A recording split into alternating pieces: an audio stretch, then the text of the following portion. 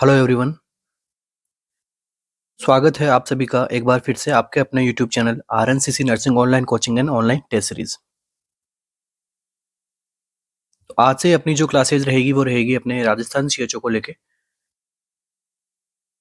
जहां पर हम राजस्थान सीएचओ के प्रीवियस ईयर एमसीक्यूज को अपने यूट्यूब चैनल के ऊपर यहाँ पे सोल्व करेंगे उनको, और उनसे रिलेटेड अपकमिंग एमसीक्यूज भी हम देखेंगे जो आने की संभावना है उनकी काफ़ी ज़्यादा रहेगी। साथ साथ में हम जो लगेगा कि हाँ ये टॉपिक इंपॉर्टेंट है वो टॉपिक डिस्कशन भी यहाँ पे यूट्यूब पे आपको करवाया जाएगा। एमसीक्यूज जो है वो ज़्यादा रहेंगे, टॉपिक डिस्कशन यहाँ पे कम रहने वाला है। ठीक है, क्योंकि जो है वो काफ़ी सिंपल सिंपल एमसीक्यूज रहते हैं, तो उनमें क्या है कि ज़्यादा कॉन्सेप्ट वाली जो है इतना ज़्यादा डीप में नहीं पूछता वहाँ पे एग्जाम आपको, तो सुपरफिशियली एग्जाम में आपको पूछते हैं। तो सुपरफिशियली अपने एमसीक्यूज रहेंगे, ज़्यादा डीप में हम नहीं जाएंगे, क्योंकि जिस प्रकार से प्रीवियस ईयर के एग्जाम्स हुए हैं अब तक उनमें काफ़ी सुपरफिशियली आपके टॉपिक को टच किया गया है, और इसी वजह से जो है वो मेरिट भी वहाँ की जो है वो काफ़ी हाई रहती है। ईजी एमसीक्यूज होंगे तो वहाँ पे मेरिट आपको हाई मिलेगी। तो इस प्रकार से जो है अपना यूट्यूब सेशन रहेंगे राजस्थान सीएचओ तक। ठीक है, कंटिन्यू यहाँ पे डेली क्लासेस ली जाएगी यूट्यूब के ऊपर।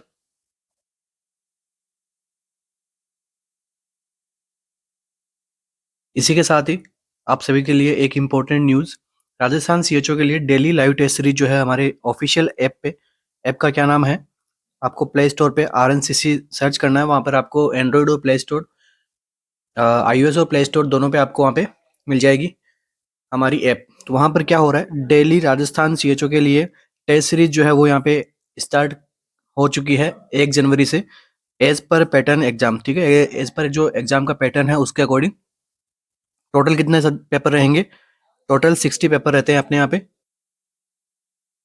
और ये टेस्ट जो होंगे वो किस प्रकार से होंगे ये ध्यान में रखो, ये लाइव टेस्ट होंगे। ठीक है, आपको रियल टाइम एग्जाम का एक्सपीरियंस होगा यहाँ पे, आपको टेस्ट दोगे तो साथ में आपको लाइव रैंकिंग भी आपको मिलेगी, जितने बच्चों के अंदर जो है आप कहाँ स्टैंड कर रहे हो उस हिसाब से। ठीक है, इसे हमने क्या कहा है, प्री सीएचओ टेस्ट। ठीक है, टोटल 2 मंथ्स का यहाँ पे कंप्लीट टेस्ट का हमने प्लान बनाया है, उसके अकॉर्डिंग इसके अंदर क्या मिलेगा आपको। सबसे पहले तो Rajasthan CHO special test series, इस प्रकार से आपको इंटरफेस मिलेगा ऐप के अंदर। वहां पर जो है आपको डेली लाइव टेस्ट मिलेगा according to Rajasthan CHO pattern. कितने एमसीक्यूज रहेंगे, 80 to 100 वहाँ पे एमसीक्यूज रहने वाले हैं। All live test available, multiple attempts after live. ठीक है, लाइव टेस्ट एक बार हो जाएगा, सपोज कि 10 AM पे हमने लाइव टेस्ट रखा है, उस टाइम आप नहीं दे पाए हो, बट उसके बाद में भी आप जो है आप टेस्ट वहाँ पे अपना कंटिन्यू कर सकते हो। डेली टॉप सेलेक्टेड एमसीक्यूज वहाँ पे जो है वो आपको प्रैक्टिस करवाई जाएगी वहाँ पे। और ये जो इस प्रकार से अपना यहाँ पे कंटिन्यू रहेगा सिलेबस, टेस्ट का कौन सी डेट को कौन सा टॉपिक का आपका टेस्ट रहेगा। जैसे फर्स्ट फर्स्ट ऑफ जैन में क्या था, एनाटॉमी फिजियोलॉजी का था, उसके बाद में ओबीजी का था, उसके बाद में pre CHO exam special. Total यहाँ पे सीएचओ के एग्जाम्स के पैटर्न के अकॉर्डिंग यहाँ पे टेस्ट लिया गया, फिर बाद में वापस से डे बाय डे जो है हमने यहाँ पे अकॉर्डिंग टू डेट यहाँ पे सेट किया है कि उस दिन आपका, ताकि उससे पहले आप क्या कर पाओ, आपके टॉपिक को आप खुद से भी पढ़ सकते हो, उसके बाद में आप टेस्ट दोगे तो आपका जो है वो रिवीजन भी होगा, और आपके अंदर वापस टेस्ट दोगे तो आपको पता भी लगेगा कि हाँ मैं ये टॉपिक मेरा कितना अच्छा है कितना अच्छा नहीं है। तो वहां पर भी आपको इसकी मदद मिलेगी। तो शुरू करते हैं आज के अपने एमसीक्यू को। फर्स्ट एमसीक्यू है अपना,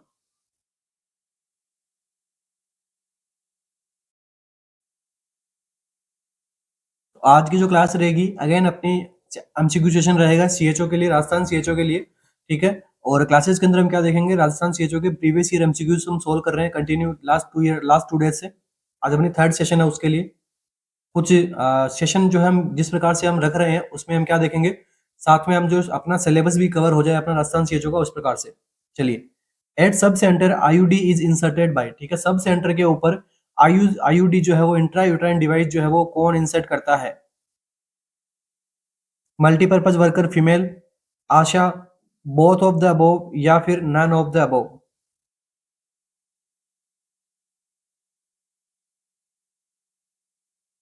सब सेंटर पर आईयूडी कौन इंसर्ट करता है, multipurpose worker female, ASHA, both of the above या फिर none of the above.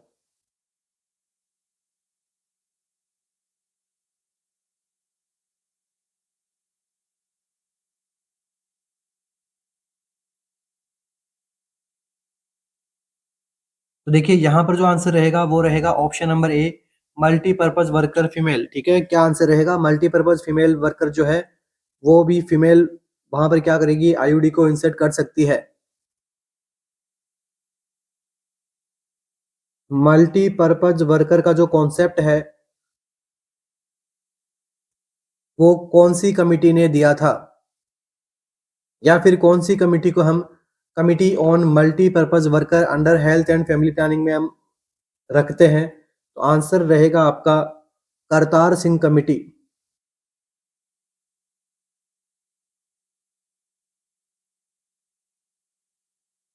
Kartar Singh committee ने कब अपनी रिकमेंडेशंस दी थी? तो 1973। भूलना नहीं है, कमिटीज इंपॉर्टेंट है। करतार सिंह कमेटी को ही हम कहते हैं कमिटी ऑन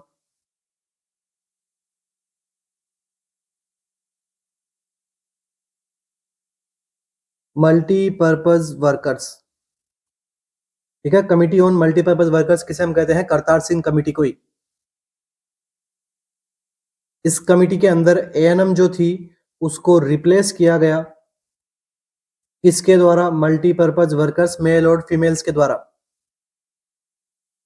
और इन्होंने क्या किया? मलेरिया सर्विलेंस के लिए काम किए, ठीक है, वैक्सीनेटर्स के लिए काम किया, हेल्थ एजुकेशन असिस्टेंस के लिए भी इन्होंने जो है अपनी रिकमेंडेशंस दी थी। इन्होंने बताया था कि भाई एक पीएचसी को जो है 50,000 पॉपुलेशन पे हमें रखना है, और 3,000 टू 300-500 पॉपुलेशन के ऊपर हमें जो है सब सेंटर्स जो है वो इस्टेब्लिश करने होते हैं।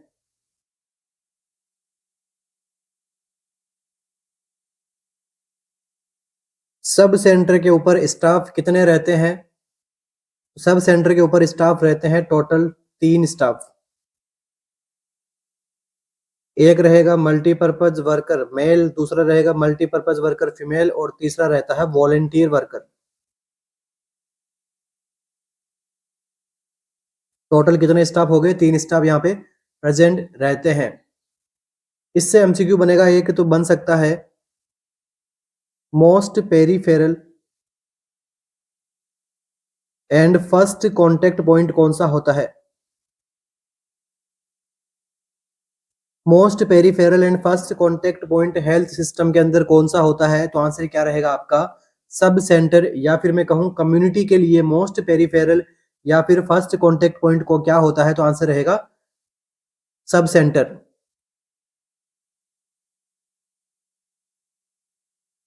The elbow joint is an example of, elbow joint जो है वो कौन सा एग्जाम्पल का उदाहरण है? कौन से जॉइंट का उदाहरण है? ठीक है, gliding joint, pivot joint, hinge joint, या फिर बॉल एंड सॉकेट जॉइंट?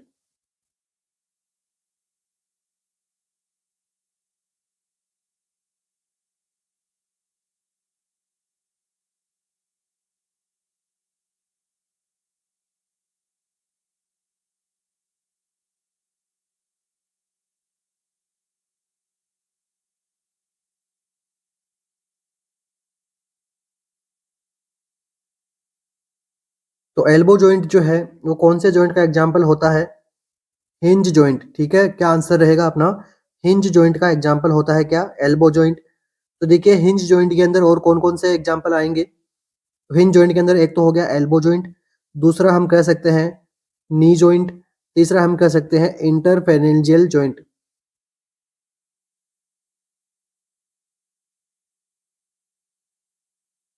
ये हो गए एग्जाम्पल किसके? हिंज जॉइंट के। इसके बाद में देखें हम ग्लाइडिंग जॉइंट के एग्जाम्पल। तो ग्लाइडिंग जॉइंट के एग्जाम्पल में क्या आती है? Tarsal and carpals.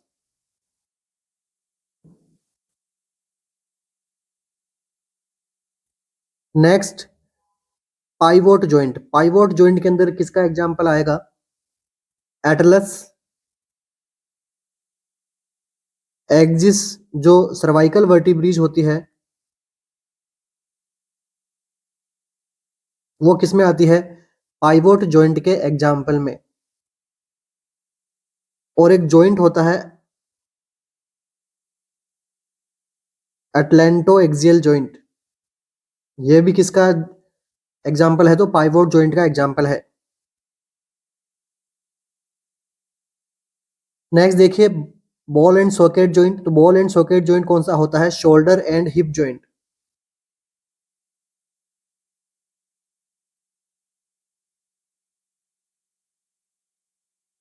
इसके अलावा सैडल जॉइंट,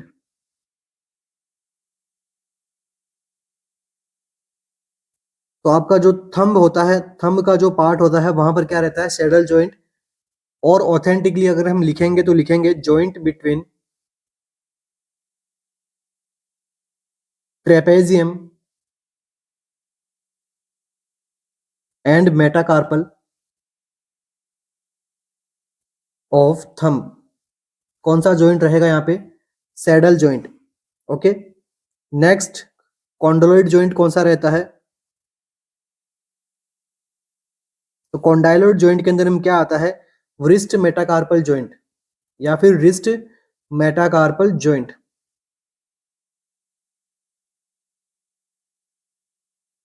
ये किस में आते हैं, एलिप्सोइड या फिर कॉन्डोलॉइड joint.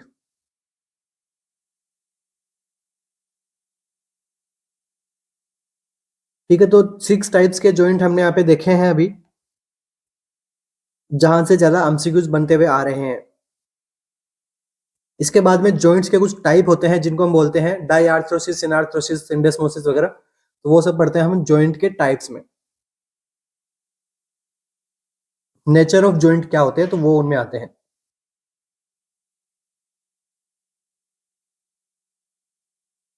Which of the following is an anticoagulant found in blood, blood के अंदर कौन सा एंटीकोगुलेंट नेचुरली प्रेजेंट रहता है, फिब्रिन, फाइब्रिनोजन, कोलेजन या फिर हिपेरिन। ब्लड के अंदर कौन से टाइप का जॉइंट क्या एंटीकोगुलेंट प्रेजेंट रहता है, फिब्रिन, फाइब्रिनोजन, कोलेजन या फिर हिपेरिन।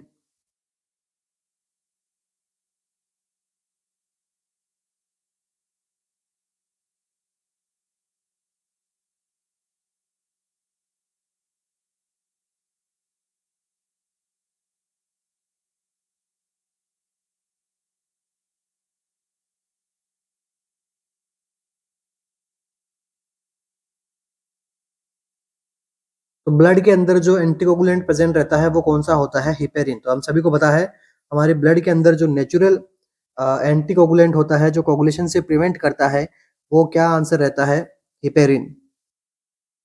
एक्शन क्या रहता है इसका, किस प्रकार से ये एंटीकोगुलेशन का काम करता है, तो एक्शन जो रहता है इसका वो रहता है कैटालाइटिक एक्शन।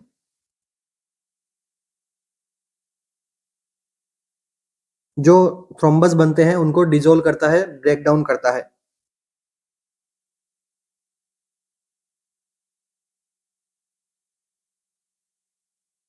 तो जो हिपेरिन रहता है वो क्या होता है, एक्टिवेट होता है इसमें एंटी थ्रोम्बिन थर्ड में। और ये जो एंटी थ्रोम्बिन थर्ड है ये क्या करता है, फिब्रिनोजन को फिब्रिन में कन्वर्ट नहीं होने देता है। इस प्रकार से ये एंटीकोगुलेशन का काम करता है।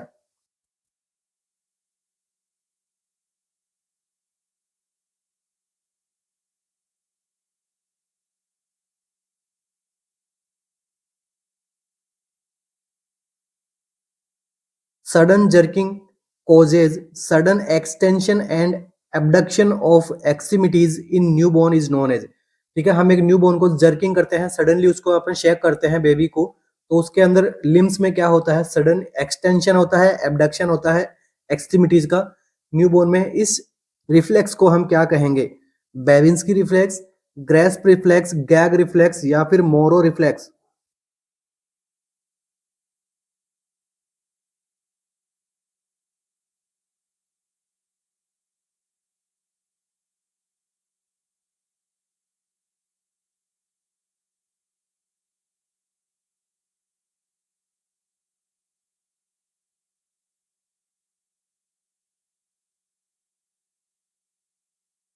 तो देखिए यहाँ पर जो अपना आंसर रहेगा वो रहेगा मोरो रिफ्लेक्स। क्या आंसर रहेगा, इस रिफ्लेक्स को हम क्या कहते हैं, मोरो रिफ्लेक्स। इस रिफ्लेक्स का नेचर किस प्रकार का होता है, तो नेचर जो रहता है इसका ये होता है प्रोटेक्टिव, प्रोटेक्टिव नेचर या फिर प्रोटेक्टिव रेस्पॉन्स देता है ये बेबी को। जब बेबी को अपन सडनली शेक करते हैं तो बेबी को लगता है कि उसके लिए वो हार्मफुल है, या फिर वो गिरने वाला है, या फिर उसको जो भी सेंसेशन फील होता है, मगर उसके एक सेंसेशन आता है उसके अंदर कि उसको खुद को प्रोटेक्ट करना है। तो प्रोटेक्ट करने के लिए क्या करेगा, सबसे पहले वो अपनी आर्म्स को फैलाएगा, लेग्स को एक्सटेंड करेगा, उसके बाद में क्या करेगा, सभी को फ्लेक्शन करेगा, एडक्शन करेगा। इस प्रोसेस को हम क्या बोलते हैं, मोरो रिफ्लेक्स। तो देखिए इसकी दो फेज होती है। मोरो रिफ्लेक्स की फेज वन क्या होता है, arm extension and abduction. Phase two के अंदर क्या देखने को मिलता है आपको, आर्म फ्लेक्शन एंड एडक्शन। ये दोनों ही रिस्पॉन्स आपको देखने को मिलेंगे किसमें, मोरो रिफ्लेक्स में। ऑनसेट कब होता है, बेबी में कब होता है ये ऑनसेट, तो 21 वीक ऑफ जेस्टेशन पीरियड के अंदर ये क्या होता है, ऑनसेट होता है। और इंटीग्रेट कब होता है, इंटीग्रेट होता है 4 to 6 मंथ्स तक। ठीक है, तो ये जो है आपका आंसर रहेगा अपना, कौन सा रेस्पॉन्स है ये, मोरो रिफ्लेक्स। बाकी बेबिन्स की reflex, grace reflex, gag reflex इसका आंसर नहीं है। गैग रिफ्लेक्स में तो कुछ वो वापस कुछ निकलने की, बाहर निकालने की कोशिश करता है। गैग रिफ्लेक्स अपन जो पोस्टीरियर, अपन ओरल कैविटी में पोस्टीरियर टच करते हैं, तो जो नर्व रेस्पॉन्सिबल होती है उससे क्या जनरेट होता है, गैग रिफ्लेक्स। ग्रेस्प रिफ्लेक्स वो अपनी जो है वो हैंड के अंदर कितना अच्छे से वो ग्रेस्प कर पा रहा है। बेबिन्स की रिफ्लेक्स में हम क्या देखते हैं, हील टू टो का यहाँ पे एग्जामिनेशन करते हैं, रिफ्लेक्स हम असेस करते हैं।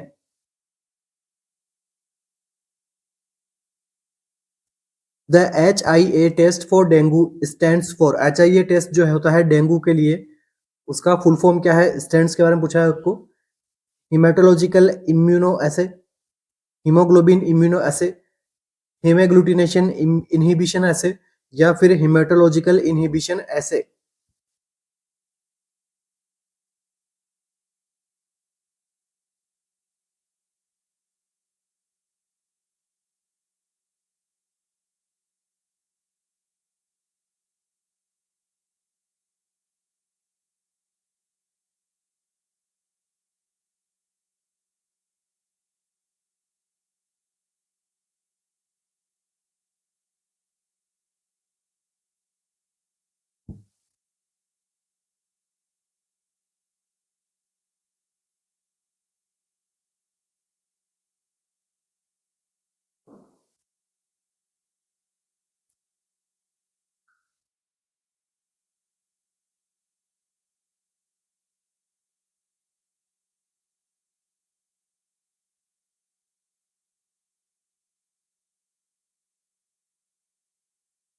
तो देखिए HIA टेस्ट जो डेंगू के लिए किया जाता है, तो इसकी फुल फॉर्म आपसे पूछी है, तो आंसर क्या रहेगा, हेमेग्लूटिनेशन इनहिबिशन ऐसे टेस्ट का नाम होता है।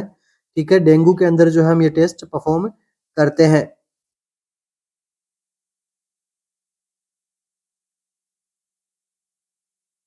Kegel exercises are useful to control, Kegel exercises जो है यूजफुल टू कंट्रोल, क्या कंट्रोल करने के लिए यूजफुल रहती है, blood sugar level, obesity, urinary incontinence, या फिर हार्ट रेट। देखिए कितने इजी इजी एमसीक्यूज आपको जो है वो CHOs के अंदर मिलते हैं, बस आपकी थियरी अच्छी होनी चाहिए। अगर आपकी थियरी अच्छी है तो आप आराम से अपने इंडिया के किसी भी CHO का एग्जाम आप निकाल सकते हो आसानी से। यहाँ पर इतना डीप लेवल आपको नहीं पूछता नॉलेज का।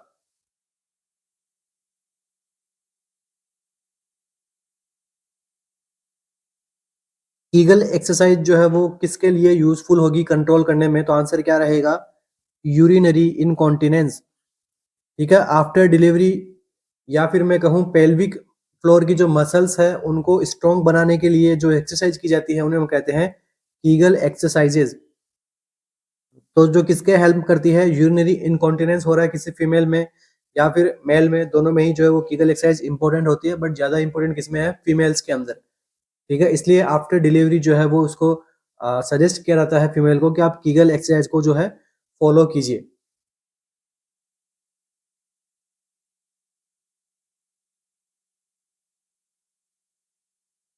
A geriatric patient receive calcium and vitamin D supplementation to reduce risk of osteoporosis. This is which type of prevention? एक जेरियाट्रिक पेशेंट है, ओल्ड एज पेशेंट है, वो क्या कर रहा है, ऑस्टियोपोरोसिस की रिस्क को रिड्यूस करने के लिए कैल्शियम और विटामिन डी को सप्लीमेंटेशन के रूप में काम में ले रहा है। ये किस टाइप का प्रिवेंशन का एग्जाम्पल है? Primary prevention, tertiary prevention, secondary prevention या फिर प्राइमोडियल प्रिवेंशन?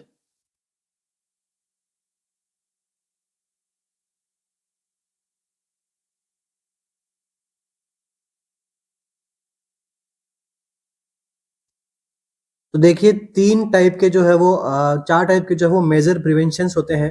फर्स्ट वन होता है प्राइमोडियल, सेकंड होता है प्राइमरी, थर्ड होता है सेकेंडरी, फोर्थ होता है टर्सरी प्रिवेंशन। तो प्राइमोडियल प्रिवेंशन में तो हम क्या करते हैं, एनवायरमेंट्स के फैक्टर्स को हम यहाँ पे सुधारते हैं, जिससे जो है वो आगे रिस्क फैक्टर ही डेवलप ना हो। प्राइमरी प्रिवेंशन में क्या करते हैं, हेल्थ एजुकेशन वगैरह और रिस्क फैक्टर से होने वाली डिजीज को हम प्रिवेंट करते हैं। सेकेंडरी प्रिवेंशन में क्या करते हैं, स्क्रीनिंग टेस्ट वगैरह, डायग्नोसिस वगैरह और उसका ट्रीटमेंट हम उससे शुरू करते हैं, proper diagnosis and treatment. Tertiary में क्या करते हैं, लास्ट में क्या करते हैं, रिहेबिलिटेशन में करते हैं, ताकि जितना प्रॉब्लम हो चुका है उससे आगे वो और ज़्यादा प्रॉब्लम ना क्रिएट हो, और रिहेबिलिटेशन वाली स्टेप्स वहाँ पे फॉलो की जाती है। अब देखिए यहाँ पर जो है कौन सा प्रिवेंशन अप्लाई होगा, यहाँ पर देखो क्या हुआ है, geriatric patient receive calcium and supplementation जो है वो यहाँ पे रिसीव कर रहा है, मतलब प्रॉपर डाइट वो ले रहा है एक तरीके से हम कह सकते हैं, ताकि उसको जो है रिस्क क्या है ऑस्टियोपोरोसिस की, मगर उसको ऑस्टियोपोरोसिस अभी तक हुआ नहीं है। होता तो फिर उसका प्रॉपर ट्रीटमेंट चल रहा होता, ऑप्शंस के अंदर आपको उसके ट्रीटमेंट्स के ऑप्शन मिलते हैं, या फिर क्वेश्चन में आपको ट्रीटमेंट ऑप्शन मिलता, मगर वो क्या कर रहा है, रिस्क को रिड्यूस कर रहा है। तो ऐसा ऑप्शन जहां पर रिस्क को ही कम किया जाना होता है, तो वो होता है प्राइमरी लेवल प्रिवेंशन। ऐसी जगह जहां पर हम रिस्क को ही डिक्रीज कर रहे हैं, वो होता है प्राइमरी प्रिवेंशन। सेकेंडरी में क्या होता, रिस्क आइडेंट उसको प्रॉब्लम हो जा होती, उसका हम डायग्नोसिस करते हैं, फिर हम उसका ट्रीटमेंट करते हैं। टर्सरी तो और उससे पीछे की बात है। तो ऑस्टियोपोरोसिस होने से पहले उसकी रिस्क को कम करना सप्लीमेंटेशन के साथ में कौन सा प्रिवेंशन होता है? आंसर रहेगा primary prevention. Identify the hepatitis which has more risk of transmission through contaminated food and water. ऐसा कौन सा हेपेटाइटिस का टाइप है जो कंटामिनेशन फूड एंड वाटर से ज्यादा फैलता है? हेपेटाइटिस ई, बी, डी और सी।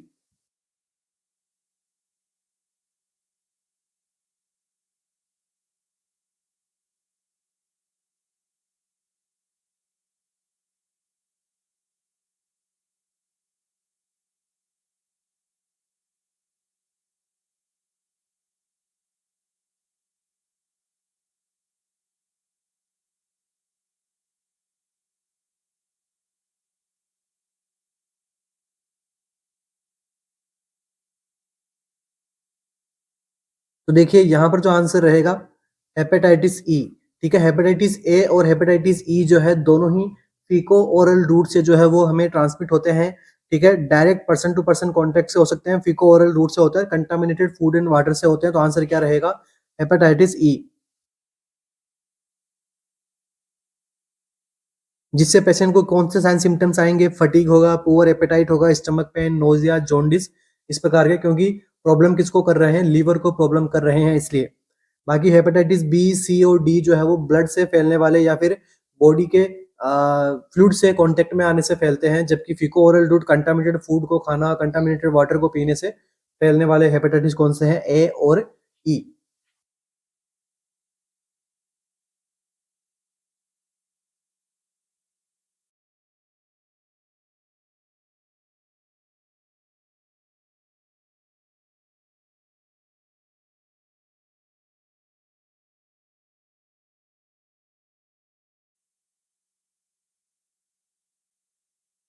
विच of the following is not true of measles? ठीक है, ऑप्शंस के अंदर कौन सा ऑप्शन जो है वो मिजल्स को लेके ट्रू नहीं है? High secondary attack rate, only one strain cause infection, not infectious in prodromal stage, infection confers life long immunity. कौन सा आंसर जो है यहाँ पे करेक्ट रहेगा मीजल्स के लिए, कि कौन सा स्टेटमेंट यहाँ पर ट्रू नहीं है मीजल्स को लेके?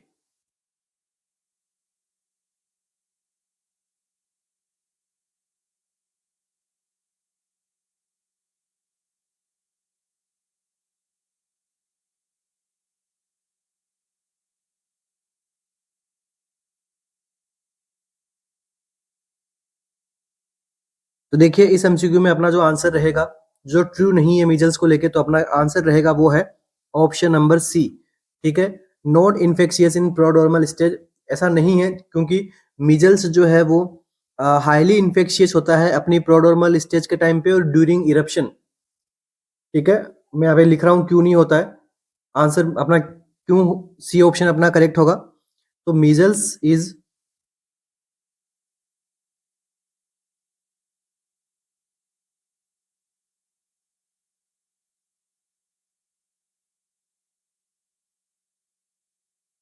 highly infectious during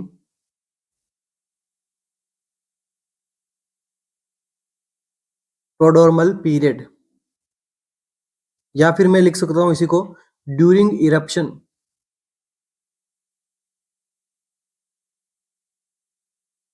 इसलिए अपना जो है ऑप्शन नंबर सी यहाँ पे क्या नहीं होगा, करेक्ट नहीं होगा। और देखिए मीजल्स का जो पॉजिटिव एजेंट होता है उसे हम क्या कहते हैं, सीधे सीधे एमसीक्यूज बनते हैं, सीएचओ के अंदर इजी एमसीक्यूज आते हैं, पूछे जाते हैं। तो पॉजिटिव एजेंट जो है वो होता है आरएनए। आरएनए क्या, paramyxo virus.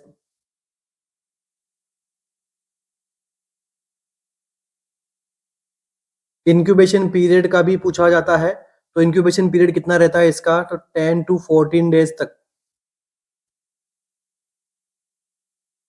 Mode of transmission के बारे में पूछते हैं इसके, तो सेम चिकन पॉक्स के जैसे ये भी कैसा होता है, air droplet.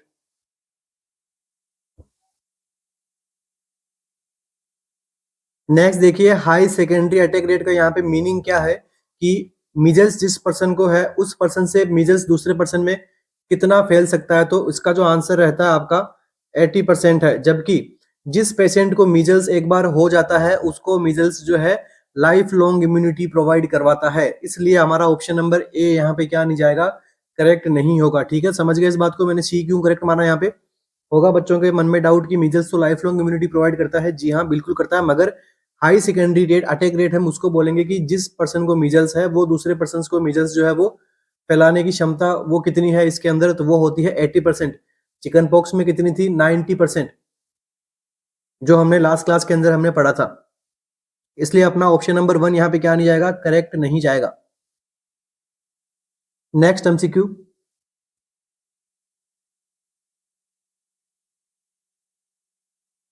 Which of the following is the least common complication of measles. Least common पूछा है आपसे, मोस्ट कॉमन नहीं पूछा है। ठीक है, विच of the following is the least common complication of measles, कौन सा होगा, तो डायरिया, न्यूमोनिया, ओटाइटिस मीडिया या फिर एसएसपीई, क्या रहेगा अपना आंसर। एसएसपी का मीनिंग क्या होता है, देखिए मैं आपको बता देता हूं। एसएसपी का मतलब होता है सब एक्यूट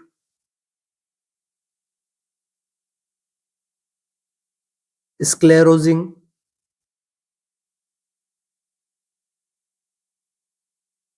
पैन एन्सेफेलाइटिस।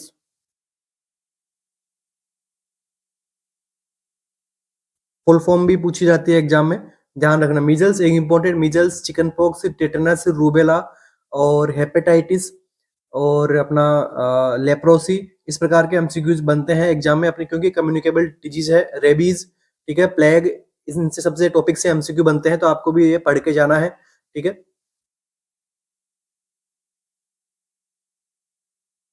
यहाँ पे आपसे पूछा है लीस्ट कॉमन के बारे में पूछा है आपसे, तो क्या आंसर रहेगा।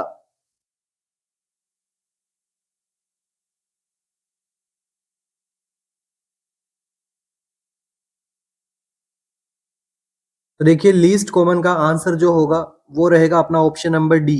ठीक है, सब एक्यूट स्क्लेरोजिंग पैन एन्सेफेलाइटिस यहाँ पर लीस्ट कॉमन कॉम्प्लिकेशन होती है मीजल्स को लेके।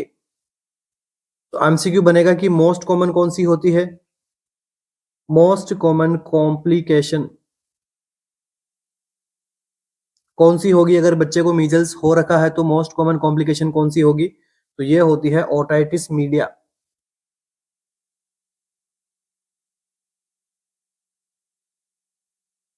यंग चिल्ड्रंस के अंदर सबसे ज्यादा देखी जाती है।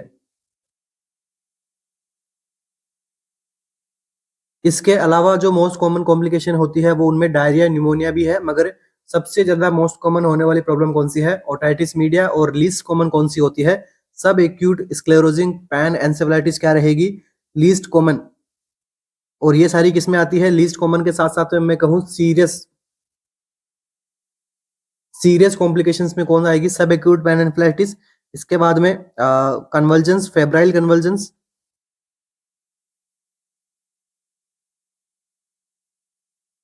इसके नेक्स्ट हम बात करें तो एंसेफेलाइटिस, ओनली एंसेफेलाइटिस। तो ये क्या है, लीस्ट कॉमन है, मगर ये सीरियस कॉम्प्लिकेशंस के अंदर हमें देखने को मिलती है। All are true regarding measles vaccine except, सभी ऑप्शन ट्रू है मीजल्स को लेके, मीजल्स की वैक्सीन को लेके, एक को छोड़ के। Freeze dried live attenuated vaccine होती है ये, single intramuscular dose of 0.5 ml की होती है, occasionally associated with toxic shock syndrome TSS, contraindicated in pregnancy. क्या रहेगा अपना आंसर, मीजल्स की वैक्सीन के बारे में आपसे पूछा गया है।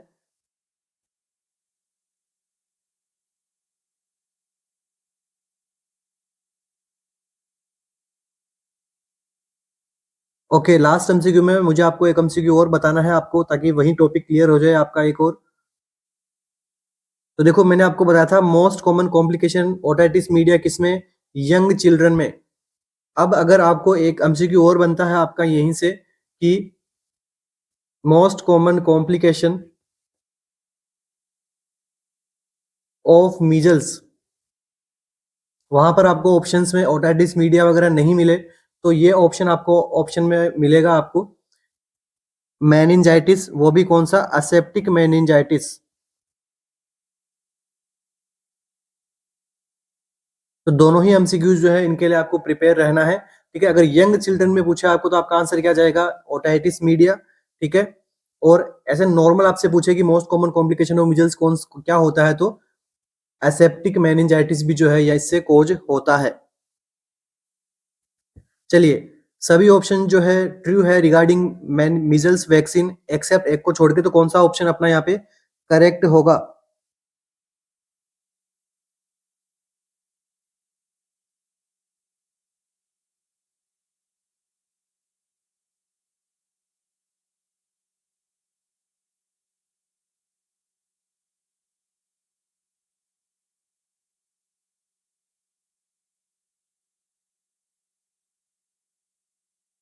तो देखिए, यहाँ पर जो आंसर निकलेगा वो निकलेगा ऑप्शन नंबर बी, ठीक है। इंट्रामस्कुलरली जो है इसको नहीं लगाया जाता है, तो कौन सा रूट रहता है आपका, सब क्यूटेनियसली रूट रहता है, डोज इसकी सही है, ठीक है। तो ये वाला ऑप्शन जो है अपन क्या करेंगे, एक्सेप्ट करेंगे, क्योंकि आपसे एक्सेप्ट के बारे में पूछा गया है। बाकी सारे ऑप्शन जो है वो ट्रू है वैक्सीन को लेके, मगर इंट्रामस्कुलर, सिंगल इंट्रामस्कुलर डोज यहाँ पर नहीं लगाई जाती है, ठीक है। क्या रूट रहता है, सब क्यूटेनियसली रूट जो हम यहाँ पे अप्लाई करते हैं 0.5 ml को कहाँ लगाते हैं, तो राइट अपर आर्म पे।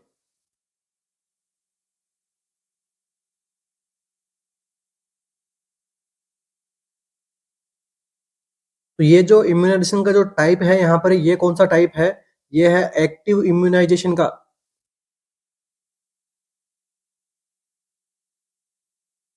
ठीक है, मीजल्स की वैक्सीन जो है वो एक्टिव इम्यूनाइजेशन यहाँ पे प्रोवाइड करवाती है। फिर उससे क्या होता है कि मीजल्स यहाँ पे प्रिवेंट होगा। वैक्सीन कैसी रहेगी, तो लाइव एटेन्यूटेड वैक्सीन रहेगी यहाँ पर। इसके अलावा पैसिव इम्यूनाइजेशन भी किया जाता है।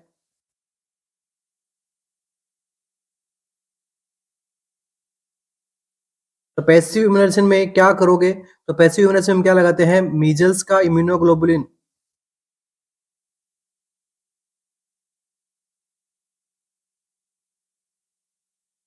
डोज क्या रहेगी इसकी, तो मीजल्स के इम्यूनोग्लोबुलिन की जो डोज रहेगी वो रहेगी 0.25 ml पर केजी ऑफ बॉडी वेट। ये क्या रहेगी इसकी डोज रहेगी, तो ध्यान में रखना, पूछा जा सकता है आपसे एग्जाम के अंदर। बाकी जो है ये कॉन्ट्रा इंडिकेट रहती है प्रेगनेंसी के अंदर। इसकी जो कॉम्प्लिकेशंस के अंदर हम देख सकते हैं, टॉक्सिक शॉक सिंड्रोम होता है, ठीक है। और freeze dried live attenuated vaccine होती है। सभी ऑप्शंस क्या है, ट्रू है। एक को छोड़ के तो कौन सा ऑप्शन करेक्ट रहा अपने यहाँ पे ऑप्शन में, single intramuscular dose of 0.5 ml। तो यहाँ तक किसी का कोई डाउट नहीं रहना चाहिए, ठीक है। स्टेन स्टेन से अगर पूछा जाए आपसे कि कौन सा स्टेन यूज करते हैं मीजल्स वैक्सीन के अंदर, तो स्टेन यहाँ पर जो यूज करेंगे वो करेंगे मोराटेन स्टेन। मोराटेन स्टेन को यहाँ पे यूज में लिया जाता है। चिकन पॉक्स में क्या लिया था? ओका स्ट्रेन।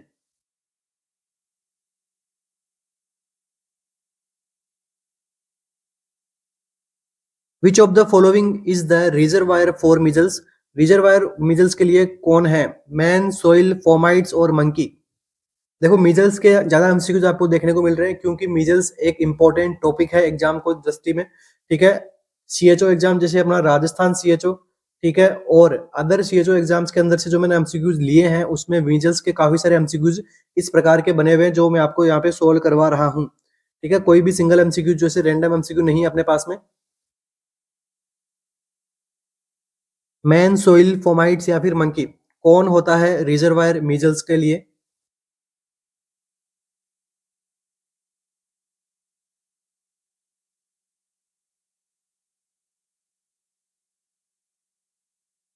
तो रिजर्वायर की जब बात आएगी तो अपना आंसर क्या रहेगा? मैन। ठीक है, मैन यहाँ पे क्या रहता है? रिजर्वायर की तरह काम करता है। Measles vaccination campaign between 9 to 14 years age for elimination is. इस कैंपेन को क्या कहेंगे? मीजल्स के लिए जो कैंपेन स्टार्ट किया गया था 9 टू 14 ईयर एज के लिए, मीजल्स को एलिमिनेशन करने के लिए, तो इसको क्या नाम दिया गया था? Keep up, follow up, mop up या फिर कैचअप?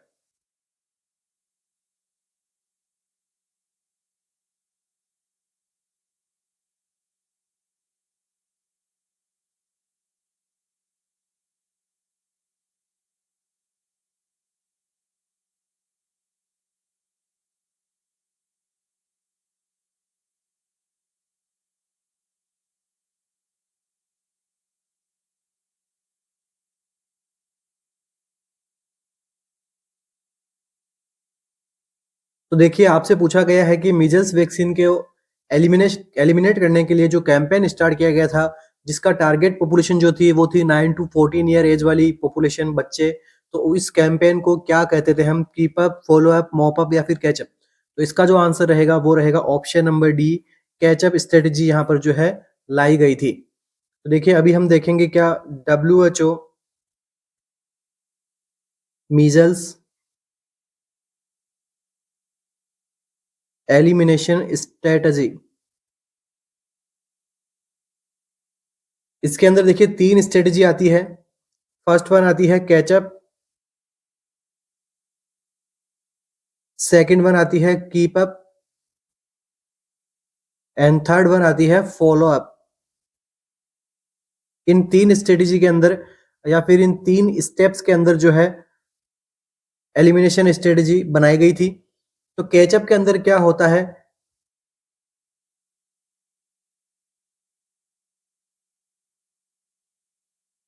नेशन वाइड कैंपेन जो है यहाँ पे स्टार्ट किए गए थे मीजल्स को एलिमिनेट करने के लिए। टारगेट पॉपुलेशन क्या थी इसकी? तो 9 टू 14 ईयर एज ऑफ बच्चे जो है वो इनके टारगेट पॉपुलेशन थे। इन सभी को क्या करना होता था? इसके अंदर वैक्सीनेशन लगाया जाना होता था। ठीक है, वैक्सीनेशन लगाया जाना होता था, भले हिस्ट्री रही हो मीजल्स की डिजीज की। ठीक है, पढ़ाना हमने कि एक बार मीजल्स हो गया उसके वापस दोबारा से मीजल्स नहीं होता है क्योंकि ये लाइफ लॉन्ग इम्यूनिटी प्रोवाइड करवाता है। इस कैचअप के अंदर क्या करते थे कि नेशन वाइड कैंपेन स्टार्ट होता था 9 टू 14 ईयर की एज के लिए, और उसमें क्या किया जाता था कि भले बच्चों को पहले मीजल्स हो रखा हो उनको भी जो है वो वैक्सीनेशन लगाना है। तो मतलब 9 टू 14 ईयर की एज में सभी बच्चों को जो है वैक्सीनेशन प्रोवाइड करवाना है। किसको? अगर मीजल्स हो रखा है पास्ट में तब भी, और मीजल्स की वैक्सीन लगी हुई है तब भी, दोनों ही कंडीशन में जो है वापस से जो है 9 टू 14 ईयर की एज में सभी बच्चों को जो है लगाना है। अब इस स्ट्रेटेजी के बाद में जो है नेक्स्ट जो स्टेप आता है इनका वो आता है कीप अप। कीप अप में हम क्या करते हैं? रूटीन सर्विसेज करते हैं। रूटीन सर्विसेज रहती है अपनी किसके लिए? जो वैक्सीनेशन है उसको जो है मोर देन 95% ऑफ पॉपुलेशन तक पहुंचाया जाए। कीप अप मतलब इसको आगे रूटीनली आगे फॉलो करना होता है हमें, जिसके अंदर बच्चों को 9 14 ईयर की एज के अंदर बच्चों को कंप्लीट यहाँ पर जो है वैक्सीनेशन करना होता है, और इसका गोल क्या रहता है? 95% ऑफ सक्सेसिव जो वैक्सीनेशन है वो यहाँ पे लगना। इसके बाद में देखिए क्या है? Follow up. तो फॉलो अप जो है वो यहाँ पे क्या अगेन वैक्सीन कैंपेन जो है वो कंडक्ट करते थे।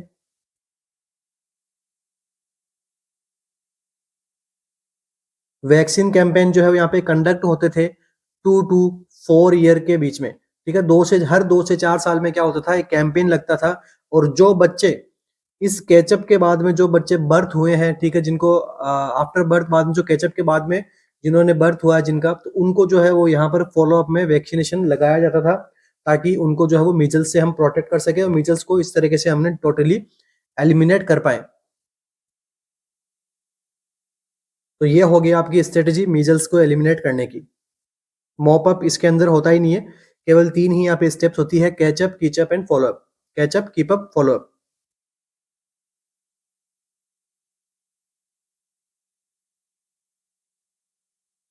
Next and most famous MCQ measles के लिए कि Koplik spots are seen in, Koplik spots कब सीन होते हैं, प्रोड्रोमल स्टेज में, इंक्यूबेशन में, इरप्टिव स्टेज में, या फिर कन्वर्जेंट स्टेज के अंदर।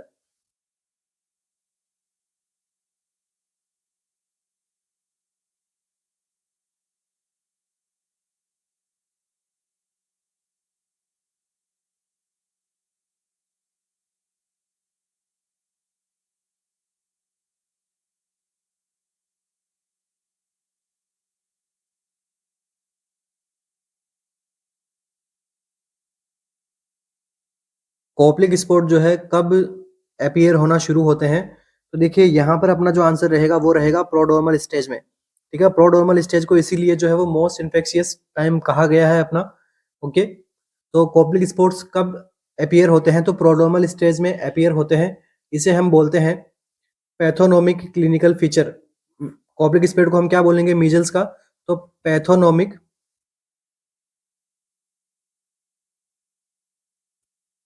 क्लिनिकल फीचर कौन सा है मीजल्स का, तो आंसर क्या रहेगा आपका, कॉप्लिक स्पॉट। तो कॉप्लिक स्पॉट कहाँ होते हैं, लोकेशंस क्या रहती है इसकी, लोकेशन में बात करें तो buccal mucosa,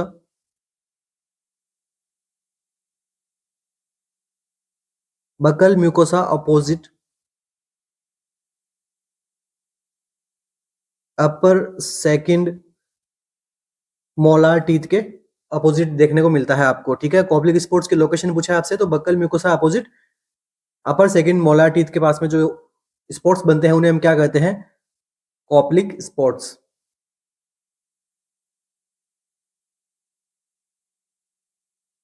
period of communicability यहीं से देख लेते हैं मिजल्स की।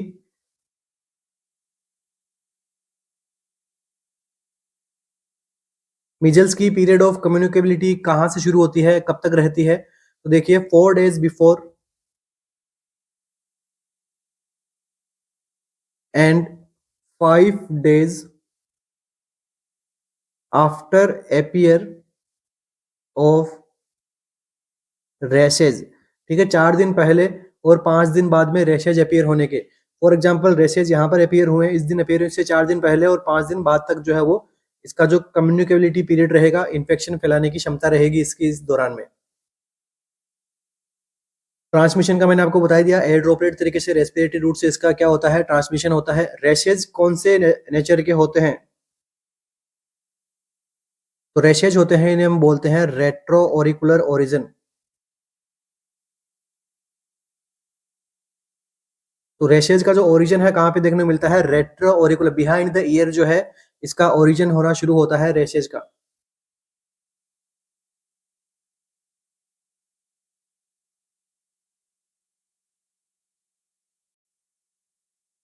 लास्ट एमसीक्यू अपने मीजल्स के टॉपिक में से, most serious complication of measles, measles की मोस्ट सीरियस कॉम्प्लिकेशन क्या होती है, मैंने आपको बताया था, कॉप्लिक स्पॉट, टेरोटाइटिस, मैनिंजो एंसेफेलाइटिस या फिर नेफ्राइटिस। तो मैंने बताया था आपको पान एंसेफेलाइटिस वगैरह देखने को मिलती है, एंसेफेलाइटिस देखने को मिलती है जो सीरियस कॉम्प्लिकेशंस के अंदर हमें देखने को मिलती है। यहाँ पर क्या है, मेनिंगो एंसेफेलाइटिस। ओके, नॉर्मल एंसेफेलाइटिस तो मोस्ट कॉमन देखने को मिलता है एडल्ट्स के अंदर हो रहा है, तो और सीरियस का पूछा आपसे तो मेनिंजीज भी यहाँ पे क्या हो रही है, एंसेफेलाइटिस के साथ साथ में पूरी यहाँ पे मेनिंजीज जो कवर वगैरह है वो भी क्या हो रही है, अटैच हो रही है, यहाँ पे इन्फेक्शियस हो रही है। तो आपका मोस्ट सीरियस कॉम्प्लिकेशंस की बात आए तो क्या होगा, ऑप्शन अपना ऑप्शन नंबर सी करेक्ट रहेगा यहाँ पे। Measles vaccine is not given before, measles vaccine कितने टाइम पहले नहीं देना है, 9 मंथ, 12 मंथ, 15 मंथ, 18 मंथ। तो आंसर क्या रहेगा, 9 मंथ। कभी भी 9 मंथ के पहले मीजल्स वैक्सीन हमें नहीं लगानी है।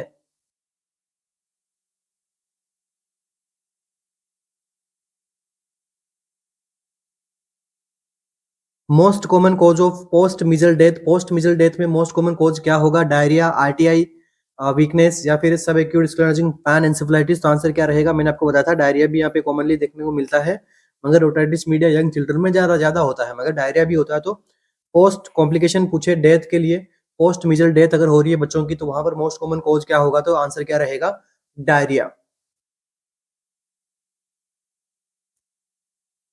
इन्फेक्टिव पीरियड के बारे में पूछा है आपसे, ये मैंने आपको सोल्व करवा दिया था। इसका आंसर जो है वो क्या रहेगा? 4 days before and 5 days after appearance of rash infective period कहलाएगा मिजल्स के लिए। या फिर कहते थे पीरियड ऑफ कम्युनिकेबिलिटी कब तक रहती है? तो 5 days before and 4 days before and 5 days after the appearance of races.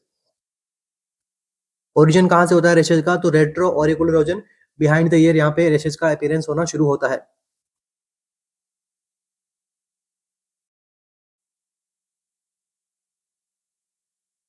Thank you so much. मिलते हैं अपने नेक्स्ट सेशन के अंदर, जहाँ पर अगेन वापस से एमसीक्यूज फॉर्म के अंदर हमने अपना नेक्स्ट सेशन रखेंगे अपन सीएचओज के लिए।